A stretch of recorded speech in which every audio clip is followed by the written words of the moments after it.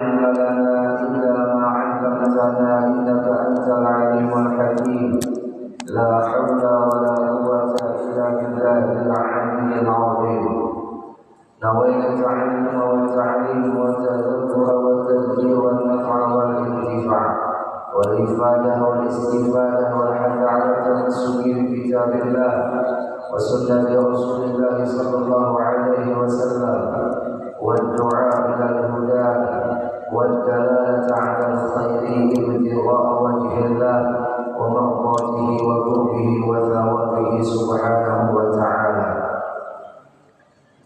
وقال المصنف رحمه الله تعالى ونفعنا بعلومه بالدارين آمين رضي الله عنه وعنكم إلى أن قال لقد أتى الإمام الشيخ أحمد بن محمد بن عطية السكندري رحمه الله دل في وجود آثاره على وجود أسمائه وبوجود أسمائه على ثبوت أوصافه وبثبوت أوصافه على وجود ذاته إذ محل أن يقوم الوصف بنفسه. Allah menunjukkan dengan wujud makhluknya atas wujud segala nama-namanya.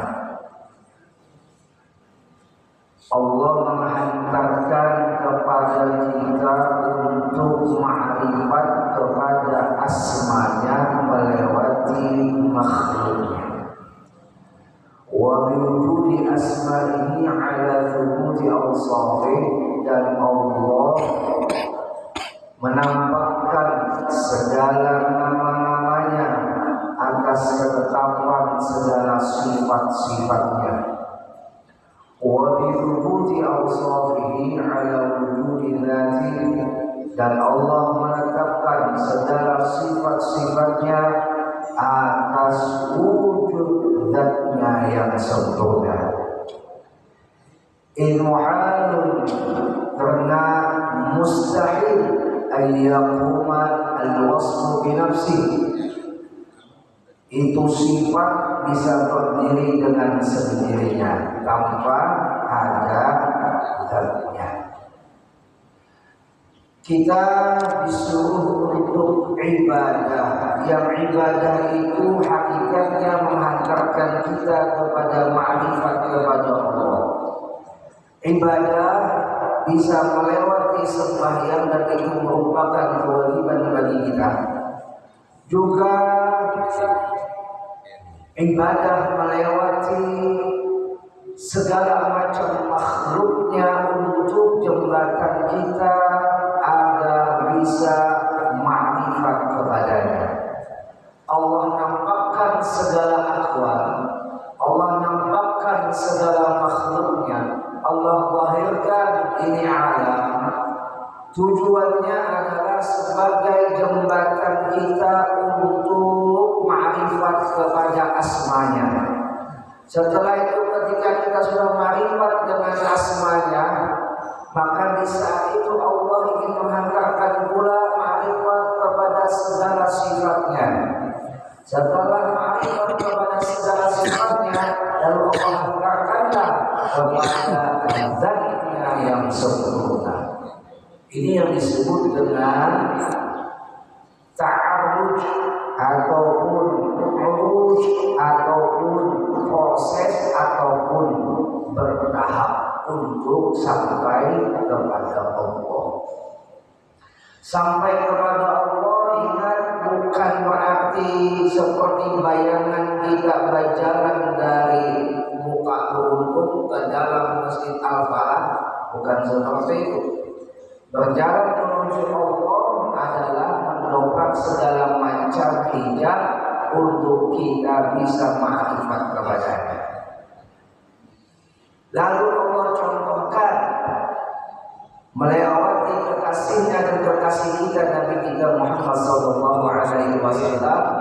di dalam peristiwa besar yang sangat agung, yaitu peristiwa Isra dan Mi'rajnya, di mana Allah menjalankan Nabi kita dengan cara berproses, walaupun dengan waktu yang sangat cepat. Prosesnya panjang, tapi waktunya singkat. Waktunya pendek. Proses demi proses Allah tetapkan di dalam perjalanan Isra dan Mi'rajnya Nabi Muhammad. Dari pembersihan, padahal beliau sudah berhasil, sampai kepada pengisian, padahal sini sudah diisi, terus ditambahkan isinya. Wa malahu ilman wa ilman wa yaqinan wa islaman, di mana dada Nabi kita dipenuhi dengan apa? Ilmu, akhlak, ilmu, Islam, asrar, yakin, keyakinan. Puncak daripada iman adalah yakin. Orang yang beriman itu adalah ditandai dengan keyakinan. Pastinya orang yang yakin adalah orang yang beriman. Yang yakinnya 100%, maka dia sudah masuk kepada kelompok hakul yakin. Maka ada tingkatannya, ilmu yakin, ainul yakin, dan sampai hakul yakin. Bahkan dalam pendapat ulama yang lainnya ada istilah lagi kamalul yakin, sempurna keyakinannya, tidak ada syak, tidak ada ragu, walaupun hanya 0,1% akan Allah yang Maha Kuasa, tidak ada keraguan baginya. Yakinnya 100% mutlak. Mudah-mudahan kita diberikan keyakinan seperti ini. Yakin. Karena tidak sedikit Bapak Ibu di antara kita yang telah mendurhakai Allah secara tidak langsung, di mana kita tidak meyakini apa yang dijamin oleh Allah untuk kita hari ini, besok, dan lusa. Apabila di dalam hati kita itu kada yakin besok kita makan apa, besok bagaimana kita makan, itu menunjukkan keyakinan kita abun kepada Allah. Salah satu akhlak yang terburuk yang dilakukan oleh hamba-hamba Allah adalah dia tidak punya keyakinan apa yang sudah dijamin oleh Allah. Berusaha, berikhtiar adalah bagian daripada takdir Allah. Kita menggapai takdir Allah, melewati jalan takdir Allah. Biar mendapatkan rezeki ditakdirkan oleh Allah melewati berusaha. Jadi berusaha itu adalah bagian dari takdir Allah. Berusaha kita, bekerja kita, beramal kita, bersyariat kita. Kalau besok atau lusa kita sukses, kita akan menjadi orang yang berkelas. Kalau besok atau lusa kita tidak sukses, setidaknya kita tidak dianggap pemalas. Kenapa? Karena bersyariat itu disuruh, diperintahkan oleh Allah. Jangan sampai ketika kita memahami takdir lalu melepas syariat, ini salah di dalam memahami takdir Allah. Lanjut. Al-Imam Ibnu Athaillah As-Sakandari memberikan kajian tentang masalah proses menuju Allah supaya kita itu jangan putus di tengah jalan, supaya kita paham bahwa perjalanan kita untuk bisa sampai ma'rifat itu panjang, berproses, bukan bin salabin abra-kadabra. Ya kan? Maka proses ini harus kita tekuni, harus kita teguhi. Jangan sampai patah semangat, jangan sampai pesimis. Minta maaf, minta halal, minta reko. Ada di kalangan kawan-kawan kita yang beranggapan, Ustaz, kami ini apa ada gawian berumah, kami ini apa ada gawian nelayan, kami ini apa ada gawian pemulung. Mana mungkin kami bisi anak orang alim, mana mungkin anak kami jadi wali. Nah, ini menunjukkan apa? Menunjukkan tidak ada yakinan, tidak ada keyakinannya kepada Allah, bahwa Allah mudah saja menjadikan siapapun untuk menjadi kekasihnya. Kalau Allah bisa berubah malam menjadi siang, siang menjadi malam, masa Allah tidak sanggup merubah kita yang tadinya maksiat menjadi wali? Mudah bagi Allah. Ya kan? Yang tak mudah itu yang kita. Ya kan? kita yang terlalu pesimis kepada Allah, anggapan kita yang tidak terlalu percaya diri kepada Allah. Ya Allah, Allah yang Maha Rahmat dan Wasi'ah, kita kan belum ditinggalkan salah satu saudara sahabat kita, yang dia telah dapat rahmat.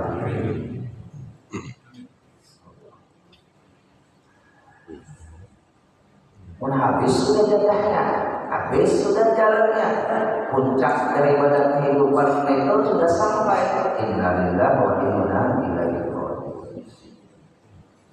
Oleh hal itulah kita berproses supaya nantinya ketika nanti tiba ajal, tiba kematian, kita pada kata itu mudah-mudahan husnul khatimah. Itu kan mulainya. Ya Allah. Mulainya. Lihat Nabi kita, dari prosesnya di awal adalah pembersihan, padahal beliau sudah berhasil. Habis itu yang kedua diisi dari hilm, Islam dan yakin, lalu dijalankan beliau dari Masjidil Haram, mampir dulu beliau di Thaibah yang sekarang menjadi Madinah. Ujar malaikat Jibril kepada Nabi, ya Muhammad, anzil wa salli hauna, wahai kekasihku Muhammad, turun diam dari luar sembahyang diam di sini. Fa'ala dzalik, kemudian Nabi melakukan itu sembahyang. Kemudian naik lagi ke Burak. Setelah naik ke Burak, jalan Burak, ditemui Jibril itu Nabi kita Muhammad. Atadri aina shallaita, kamu tak lihat tadi sembahyang di mana? Dijawab oleh Nabi kita, ma'adri, ulut pada tahu. Tawadhu'nya Nabi Muhammad ya, Masya Allah. Lalu malaikat Jibril memberikan kabar info bahwa Nabi Muhammad sholat tadi di mana? Di Thaibah, wa ilaiha muhajarah. Sembahyang dia tadi di negeri Thaibah, besok dia nanti akan hijrah ke tempat itu. Habis itu mampir pulang ke Jabal Tursina. Hina kallamallahu Musa taklima, yaitu di tempat di mana Allah bertakallum kepada Nabi Musa dengan sesempurna perkalaman atau perkataan. Habis itu mampir lagi Nabi Muhammad di mana? Di Madian, inda syajarati Musa, di samping pohon Nabi Musa. Sama disuruh pulang melakukan sembahyang, di situ naik pulang ke rumah, lanjut pulang, suruh pulang Nabi Muhammad singgah di Bethlehem, ina wulida Isa bin Maryam, di tempat di mana Nabi Isa dilahirkan. Disuruh lagi Nabi kita turun dari luar sembahyang di sana. Kemudian mampir lagi Nabi Muhammad di Masjidil Aqsa. Di situlah Nabi Muhammad bertemu dengan para nabi-nabi yang sebelum sini. Semua nabi kumpul dan Nabi Muhammad memimpin sholat di dalam Masjidil Aqsa. Padahal sholat lima waktu belum diturunkan, tapi sholat sunnah, sholat nabi-nabi yang dulu itu dikerjakan. Memang dulu nabi-nabi sebelum Nabi Muhammad sudah ada sholat, tapi sholatnya setiap hari ada yang satu waktu, ada yang dua waktu. Tapi kita sebagai umat Nabi Muhammad disempurnakan oleh Allah dengan 5 waktu. Subhanallah, ini hadiah atau terindah untuk kita bisa berkomunikasi dengan Allah, untuk kita bisa berhubungan dengan Allah. Orang yang melakukan sholat adalah orang yang sedang mengoneksikan servernya, mengoneksikan hubungannya kepada Allah. Orang yang ada sembahyang berarti orang itu telah memutus komunikasinya dengan Allah. Waliyadzubillah, kalau sudah memutus komunikasi dengan Allah, tidak menutup kemungkinan dia mati pun tidak membawa iman kepada Allah. Nah, Bapak Ibu jemaah yang dimuliakan oleh Allah, setelah di Masjid Aqsa dia berjumpa dengan para nabi, melakukan sholat, lalu akhirnya Nabi kita naik ke atas langit, disebutlah dengan Mi'raj, disebut dengan Mi'raj karena menaik. Di sana Nabi Muhammad mampir dulu ke langit pertama, bertemu Nabi Adam. Mampir lagi langit kedua, bertemu Nabi Isa dan Nabi Yahya. Mampir lagi langit ketiga bertemu Nabi Yusuf. Mampir langit keempat bertemu dengan Nabi Idris. Mampir langit kelima bertemu dengan Nabi Harun. Mampir ke langit keenam bertemu dengan Nabi Musa. Mampir ke langit tujuh bertemu dengan Nabi Ibrahim sampai ke Sidratil Muntaha wa ila hadratillahil a'la. Coba lihat prosesnya panjang. Belum lagi yang Allah tampakkan di dalam perjalanan Nabi ada istilah alam tamthil, ada alam malakut, ada alam lahul, ada alam nasur. Oh, panjang ceritanya tapi singkat waktunya karena memang perjalanan ini adalah perjalanan ajaib, perjalanan yang tidak ada satupun manusia yang dijalankan oleh Allah kecuali kekasihnya Nabi Muhammad sallallahu alaihi wasallam. Allah hanya menampakkan juga dina kasihku Nabi Muhammad ya kan ada yang Allah mengalahkan nih Masya Allah. Kita dan presiden ya kan. Selain kita dapat undangan presiden, selain itu juga kita mendapatkan kehormatan dan kita dipandang oleh orang-orang atau keluarga kita, dia hebat undang presiden, aku aja kadang. Nah itu artinya Allah mengundang Nabi Muhammad bukan sekedar hendak menampakkan tanda kebesarannya yang berupa alam ini atau berupa alam tamthil, juga Allah ingin menampakkan tanda kebesarannya yang paling besar adalah yang ada pada diri Nabi Muhammad sallallahu alaihi wasallam. Lalu apa itu jamaah yang dimuliakan oleh Allah? Fa'abadul jadbi yakshifu lahum an kamali dhati thumma yarudduhum ila syuhudi sifati thumma yarmi'uhum ila ta'alluqi bi asma'i thumma yarudduhum ila syuhudi adari. Ujar Imam Ibn Athaillah, adapun golongan orang majdub, golongan jazab, orang yang ma'rifat kepada Allah itu dikelompokkan dengan dua kelompok. Kelompok pertama disebut dengan kelompok as-salikun atau as-sairun. Kelompok kedua disebut dengan al-majdubun atau al-majdubin, atau lebih yang sering kita dengar disebutkan al-jadab. Kelompok yang pertama ini jalannya dari bawah ke atas. Kelompok yang kedua al-jadab atau majdubin ini dari atas ke bawah. Tapi sama jalannya, sama cara untuk dia menggapai tujuannya, yaitu sama untuk ma'rifat kepada Tuhannya. Yang satu prosesnya disebut dengan taraqi, yang satu disebut prosesnya dengan tanazul atau tajalli. Ini nama istilah aja lah. Ada yang menaik, ada yang menurun. Dalilnya adalah Ustaz Al-Quran. Allahu yajtabi ilaihi man yasha wa yahdi ilaihi man yunib.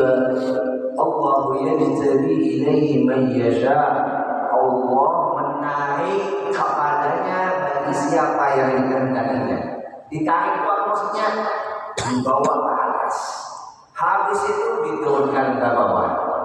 Ada juga Allahu yahdi ilaihi man yasha, yaitu Allah berikan dia petunjuk untuk bisa sampai kepadanya. Bagi siapa? Bagi orang yang dikehendakinya. Ini dari bawah ke atas. Kalau majdub dia langsung ma'rifat kepada Allah, prosesnya dari atas ke bawah untuk menyempurnakan daripada syariatnya.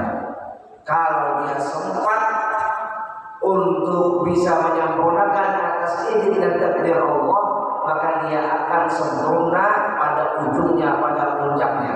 Tapi kebanyakannya orang yang sudah jazab, orang yang sudah majdub, itu untuk tanazulnya prosesnya lebih susah daripada orang yang salikin yang mulai bawah terakhir naik ke atas.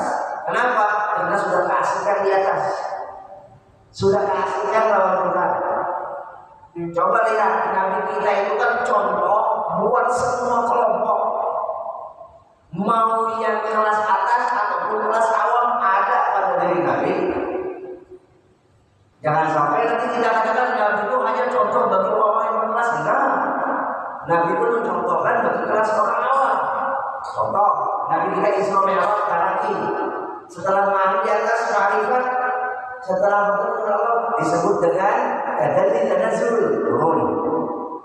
Karaki Nabi lakukan, tanazzul Nabi lakukan. Coba kalau Nabi sudah bertemu Allah di atas karena turun lagi, nggak apa-apa. Ya kan?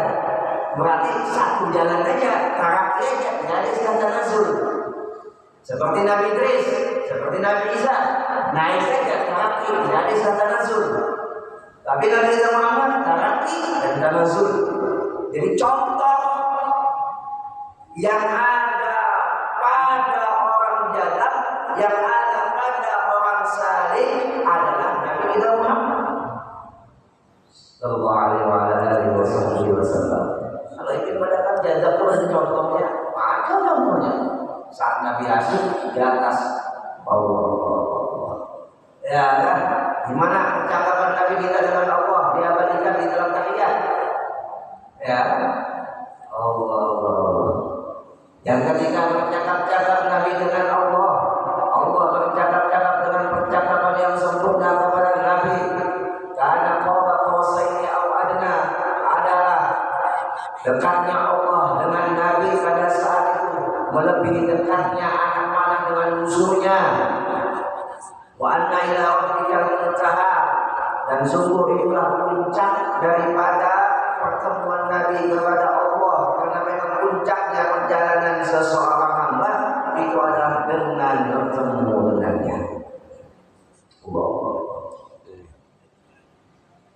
Nah, orang-orang jadab ini kata Imam Ibn Athaillah, yakshifu lahum an kamali dzatih, mereka itu dibukakan daripada hijabnya untuk mampu memandang kesempurnaan zatnya Allah.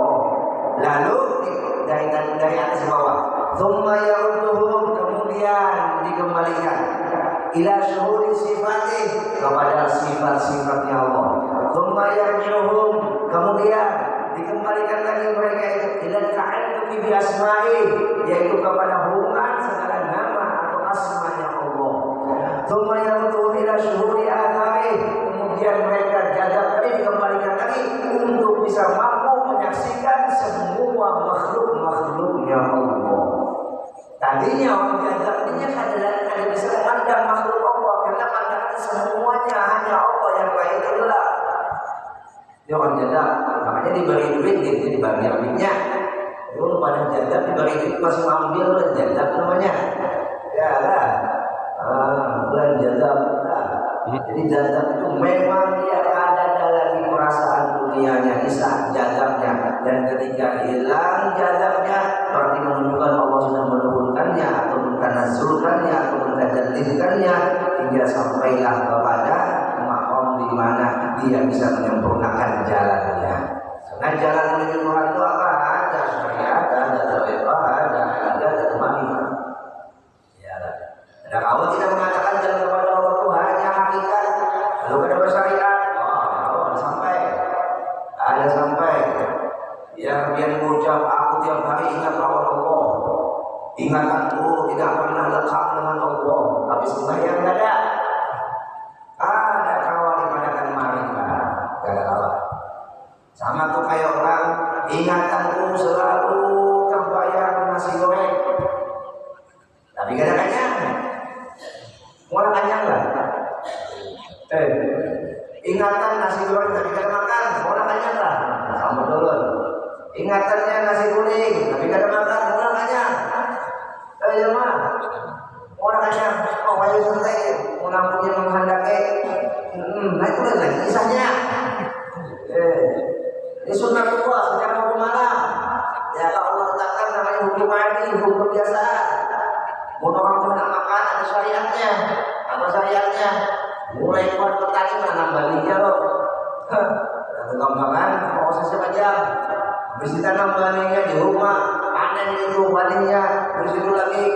misalkan antara apa namanya, antara Bani Wampas tokalnya digiling lah, ampak.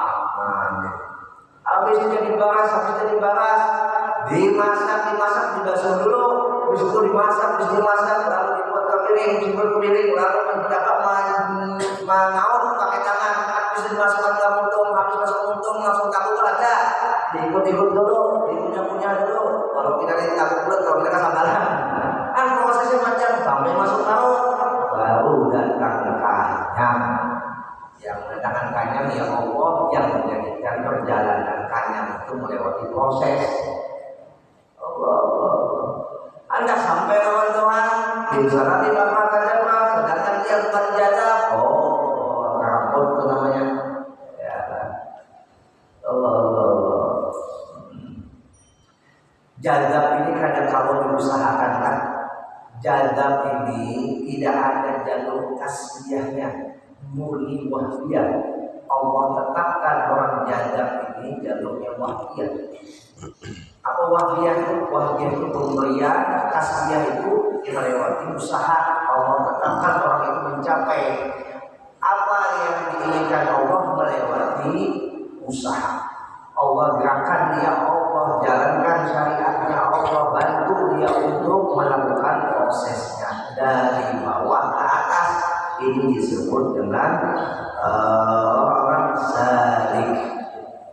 Nah, orang jadab ini ditarik itu baik kayak seumpama dia hendak jadi gubernur Johan, barang aja jadi RT, ya dah nyaman aja jadi RT.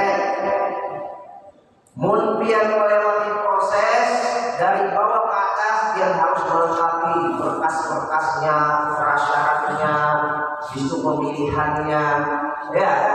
Ini disebut dengan hubungan saling dari bawah ke atas. Tapi kalau jadab, Allah orang hanya jadi RT, itu langsung menghubungi ke atas.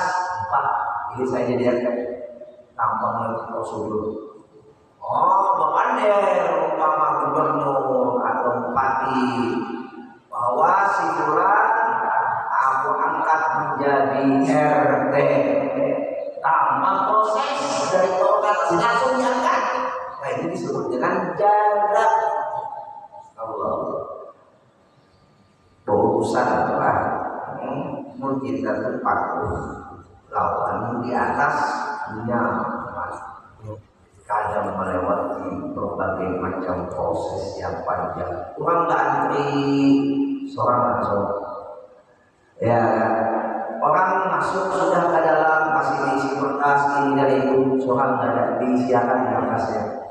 Oh, nyamannya orang bayar, seorang gratis. Wah, nyaman lagi. Orang mah ada hasilnya, seorang langsung jadi. Masya. Jadi yang proses ini jalan salib, yang langsung ke atas dan diturunkan ke bawah untuk menyempurnakan, ini disebut jadab. Lalu lagi kata Imam Ibnu Athaillah, fasalibuna ala aksi, sedangkan orang salib itu kebalikannya, kebalikan daripada di atas tadi kan. Ketika orang menjadab itu dibukakan oleh Allah hijab, langsung melihat kesempurnaan zat Allah, lalu dikembalikan kepada syuhud sifat, yaitu memandang kepada sifat, lalu turun kepada ta'alluq bi asma'i, yaitu hubungan dengan nama-namanya, itu asma Allah. Kemudian yumayyidu bila syuhudi atari, kemudian dikembalikan dengan nampak atau melihat segala makhluknya. Sedangkan salik itu terbalik dari makhluk, memandang alam, lalu naik dari situ memandang asmanya, lalu naik memandang sifatnya, lalu naik memandang zatnya. Ini yang disebut dengan tauhidul asma, tauhidul sifat, dan tauhidul zat, diawali dengan tauhidul af'al. Nah, salik seperti itu. Fanihayat salikin bidayatul majdubi, puncaknya orang salik itu adalah jalan permulaan bagi orang jadab. Wa bidayatul salikin nihayatul majdubi, dan permulaan orang Padihai salih puncaknya orang salih ya, bidayatul mutubin itu permulaan bagi orang jadab. Wah bidayatul salih ini hal mutubin dan permulaan orang salih adalah puncaknya orang jadab. Lakin akan tetapi ujar Imam Ibnu Athaillah la bimakna wahid, bukan menjadi satu makna, artinya ini berbeda. Fahubbama iltakhaya fi tariq, tapi terkadang keduanya ini akan bertemu di dalam satu jalan, jadi pertengahan jalan. Yang satu dari atas ke bawah, yang satu dari bawah ke atas. Fi tarakkihi, pada jalan menaiknya hubungan saling. Wa hada fi tadallil, dan pada jalan menurunnya itu mereka yang menjaga. Masya Allah. Jadi Bapak Ibu jamaah yang dimuliakan oleh Allah, ini kita belajar masalah kayak apa proses Allah untuk menjadikan para kekasihnya melewati jalan bawah ke atas dan melewati atas ke bawah, dan ini ada dalilnya, ada kitabnya. Kita alhamdulillah mendapatkan ilmunya. Masya Allah. Siapa Imam Ibnu Athaillah? Muridnya Syekh Abdul Abbas Al-Mursi. Beliau seorang sufi. Beliau seorang ulama yang sangat mumpuni di dalam bidang keilmuannya, dan makam beliau ada di mana? Di Mesir. Mudah-mudahan yang tahu sejarah nanti ke sana. Dari hikam Ibnu Athaillah inilah Bapak Ibu muncul hikam-hikam yang lain. Al-Imam Al-Haddad membuat juga kitab beliau namanya Al-Hikam Al-Haddariyah. Al-Imam Al-Habsyi membuat juga Al-Hikam Al-Habsyi. Jadi hikam itu dia jangan daripada hikmah. Karena orang yang diberikan ilmu hikmah ini bukan disamakan dengan ilmu hikmah perdukunan, bukanlah. Ilmu hikmah yang benar, ilmu hikmah adalah ilmu yang membawa orang itu tambah ma'rifat kepada Allah sampai dia ma'rifat kepada hikmah. Kalam-kalam yang disampaikannya adalah kalam-kalam yang membawa kita kepada Allah. Setiap perkataan orang ahli hikmah ini kadang kosong lawan Allah. Bahasanya yang begitu bagus, untun, santun, dan isinya penuh dengan makna, syarat dengan hakikat. Ini bahasa-bahasa hikmah. Sebagaimana Luqmanul Hakim, ya. Luqman namanya Al-Hakim, artinya orang yang dia ahli hikmah. Habis itu lagi Syekh Abdullah Al-Jilani, Syekh Muhammad Summa, Syekh Syekh Abdul Insari, Syekh Abiyah Al-Musawi, Syekh Junaidi Al-Baghdadi, dan banyak para wali-wali yang diberikan hikmah. Yuktil hikmah man yasha. Allah memberikan hikmah ini kepada siapa yang dikehendaki. Ya Allah. Kalau Allah menghendaki dia menjadi orang yang salih, Allah takdirkan dia untuk menjalani prosesnya dari bawah ke atas. Kalau takdirkan dia menjadi orang biasa, berarti Allah bantu, Allah berikan pertolongan dia melewati jalannya dari atas ke bawah. Allah. Ada istilah murid datang ke guru, ada istilah guru datang ke murid. Ya, murid datang ke guru disebut dengan talaqi alias tarakki. Kalau guru yang mendatangi murid disebut dengan tanazul. Berarti murid istimewa. Kalau kita nih Pak sama-sama mendatangi, sama-sama mendatangi. Yang datangi dari rumah ke masjid, kalau datangi dari rumah ke masjid. Masalah jauh itu bisa diukur. Masya Allah, apalagi jalan fokus lah, pasti tutup lah. Masya Allah ya saya. Nah bagi kita ditimpakan ujian banyu calak, tadi sama banjir kalau binaran, jadi doa alhamdulillah. Banyu calak patah. Mudah-mudahan kita bisa menantap pesan hikmah dari Bayu Jalalu. Ada pesan hikmah dari Allah. Ya, ada pesan positif dari Allah. Setiap apapun yang Allah berikan itu ada pesan positif. Saya ingin sampaikan di dalam majelis ini, di mana majelis semacam ini, bahwa tidak ada istilah pelacur yang hina di mata laki-laki yang bijak. Amal ya. Tidak ada istilah kotoran sapi, kotoran manusia di mata orang yang mengolah tubuh. Paham nggak ya? Tergantung sudut pandang kita. Sehina apapun orang itu, sudut pandang kita positif jadi positif. Nih kayak hujan, kalau sudut pandang kita positif, maka yang akan kita dapat positif.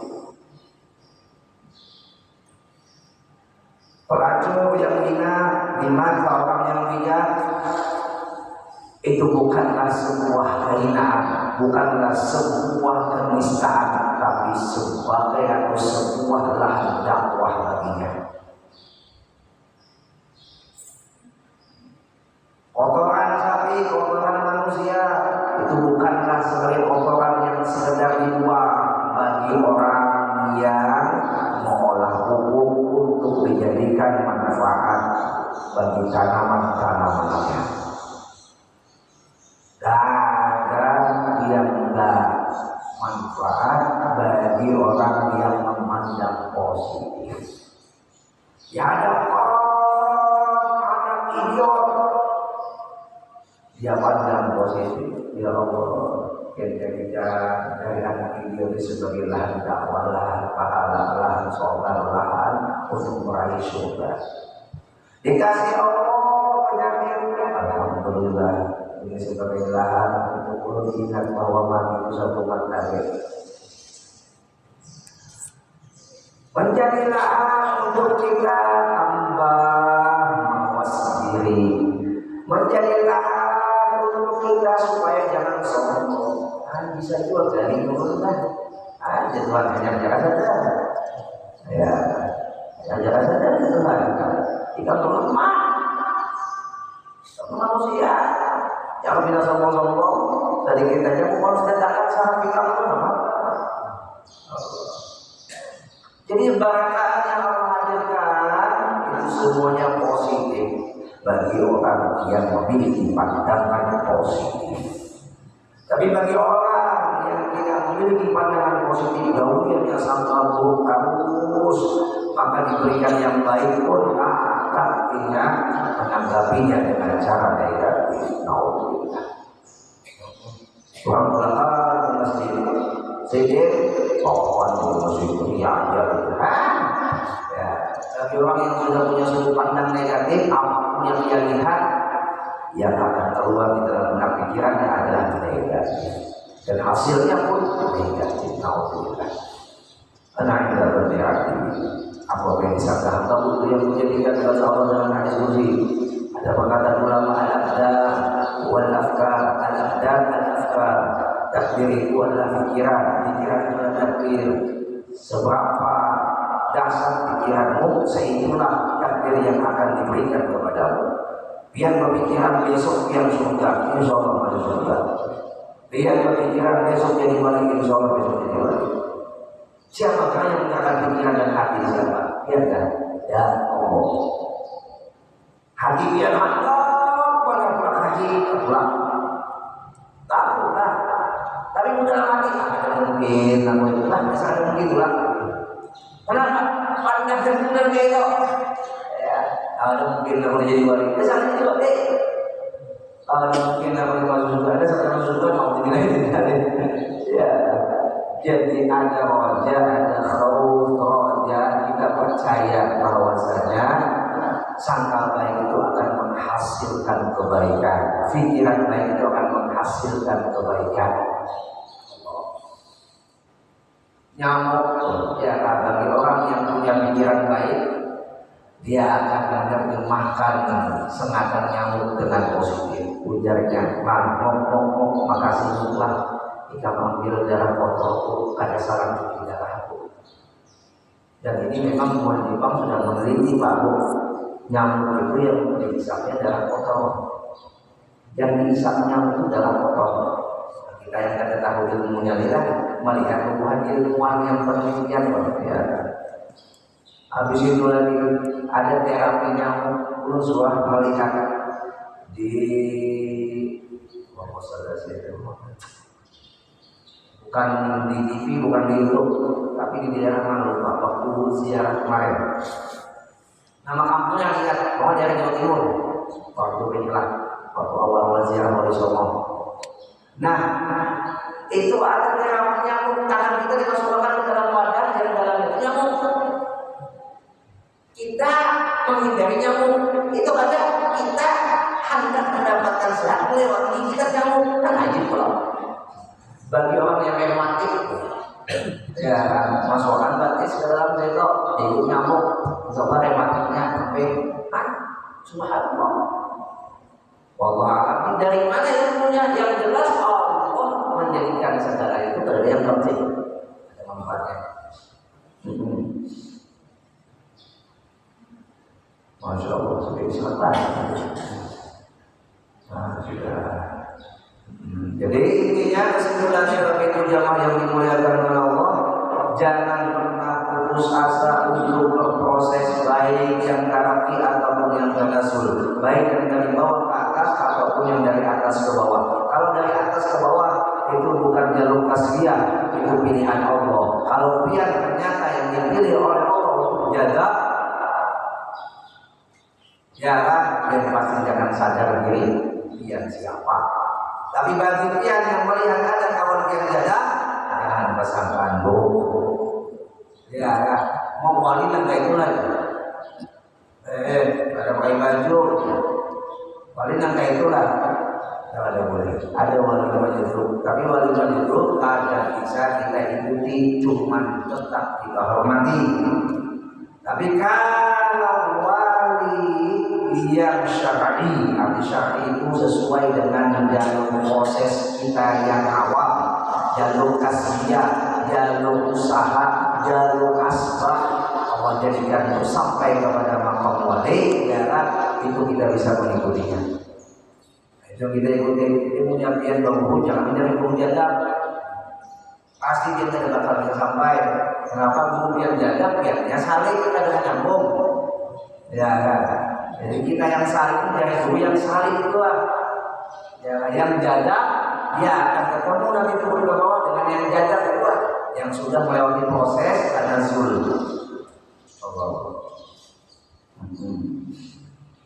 Mudah-mudahan Allah kabulkan segala hajat kita, ampuni segala dosa kita, dan bagi apapun yang wafat yang meninggal dunia, Allah boskan kuburnya, Allah jadikan kuburnya Allah fitriyah dan jannah. Allah jadikan kuburnya sebagai kuburan yang penuh dengan keindahan, dan kita semua mudah-mudahan juga bagi dalam pada husnul khatimah. Amin. Allahumma amin.